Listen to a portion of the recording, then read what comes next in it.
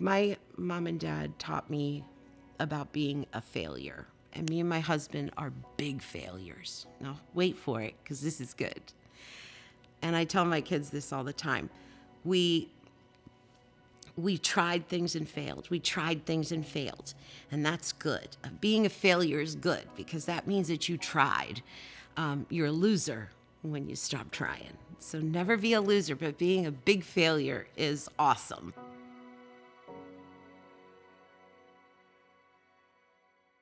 My dad had a dream of coming here to the United States.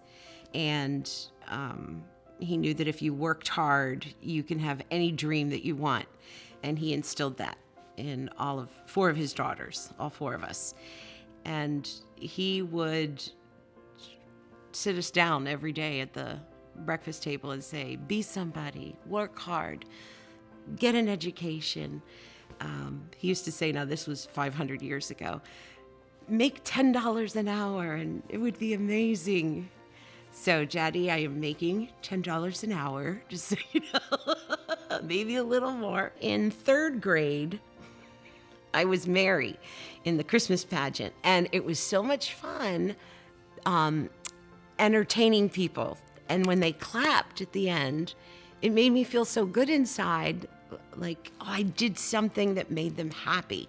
So I wanted to be on TV or an actress. And my mom and dad said, oh, yeah, sure, she'll grow out of it.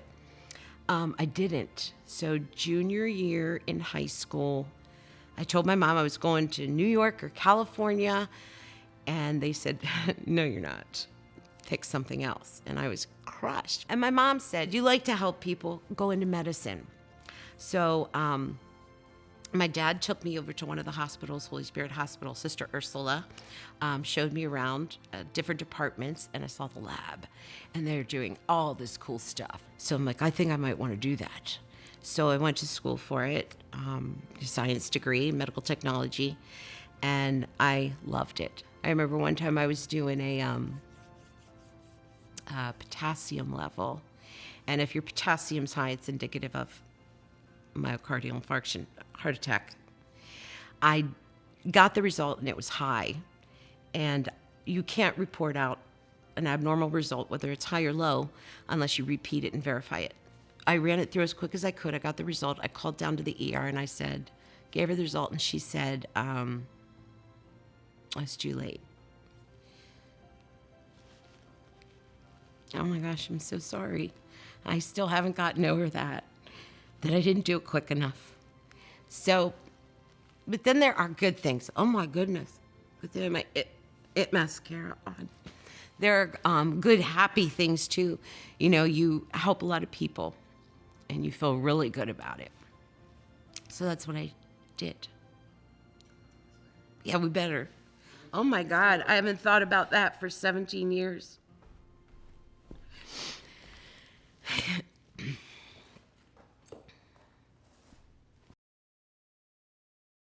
So now it's time for you to see for yourself.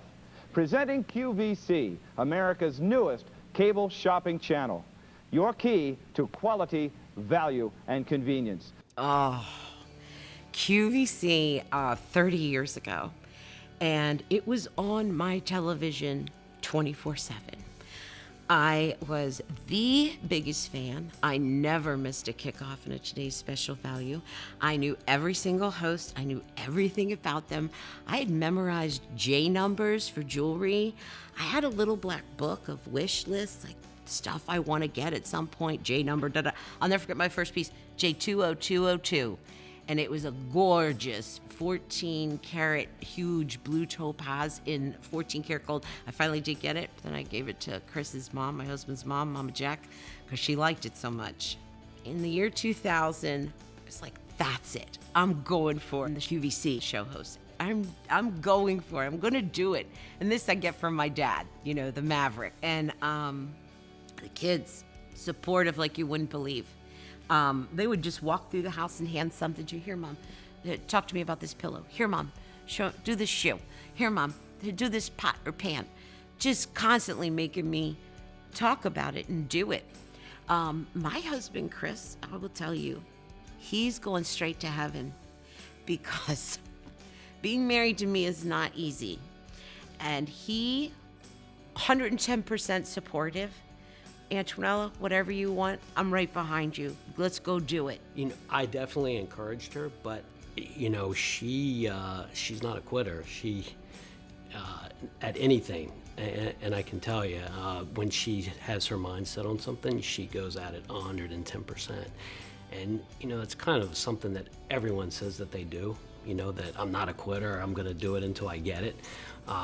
But she kind of takes it that extra mile. I've never seen that kind of dedication in someone, and that's what makes her so special to me, and I think to her family as well. So I sent them a tape of me selling a pencil because I was thinking that maybe they would see it and they would think, oh, well, if she can sell us a pencil, she can sell us anything. So I sent the tape in, and Rich called me at home, and he said, can you come in for the audition? And I thought, oh my God. There were 1,800 people going. So I went, and just to walk up, I remember I walked up the stairs and there's this big queue, and I just took a picture of that. My dreams were made, just being in that, being allowed to be in the building. So in 2000, I auditioned. I didn't get the job. In 2002, they had auditions, so I went back again. And then in 2004, I went back again. And I was not going to stop until they hired me. So I just kept going back. I remember getting a letter and sitting on my front porch. And, it's the thank you and we appreciate it and everything. I started crying.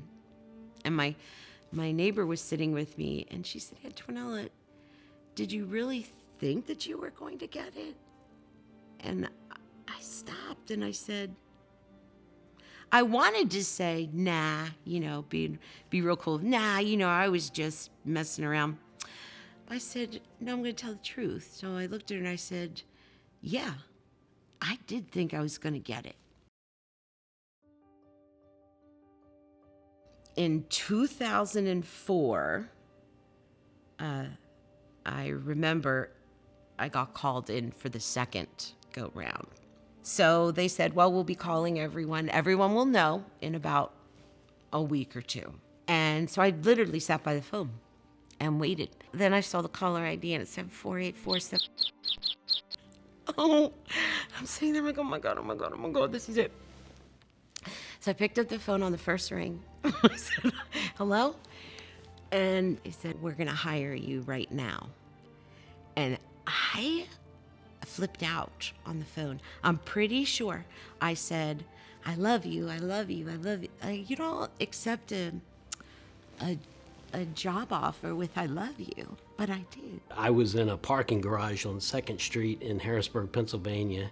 I was walking up the steps, and she called me on my cell phone and told me, and I was just so proud of her. I thought it was fantastic. And she was just beyond excited. But then the contract came, and I put it on the mantle because this wasn't just about me.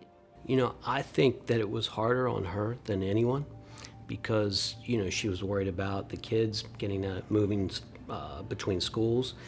They were at that age where they would have had to leave some very special friends that they had at the time. I don't know if I ever told her this, but it was great for us. We loved to be there to support her. I don't think we were as nervous as she was about it. So I think we tried to do our best to, help her in that process to let her know, hey, we'll be okay. You need to do what you want to do here and make this work. I walked into that building, but before I did, I looked at that queue again, and I was scared because I was scared that the show hosts and the people there weren't going to be what I saw on TV. The first host team meeting, I didn't hear a thing. You're sitting at this table, and they're all there. And I was sitting at a table with them, and I could just bust. And then they tell me that my mentor is going to be Mary Beth Rowe. Like, oh no, what am I going to do? Because I love her. She tried to teach me. She tried so hard. she, I didn't hear a word she said for months. And then the second thing that saved me and the job, which I'll never forget, and I will hold in my heart forever, and that was the viewer. They started writing in emails, and when I was on, they would say really, really nice things to me on air. So I owe them everything. My dream, they kept my dream alive, and I will never, ever forget that. So the advice I would give someone to capture their dreams, and I don't know everything, I don't know what to say about that, but to encourage you, I would say and it's going to be corny, but it's true, follow your heart, follow what your gut says, and go and get it. And don't take no for an answer when you know the answer should be yes. I was just waiting for QVC, like, no, finally yes.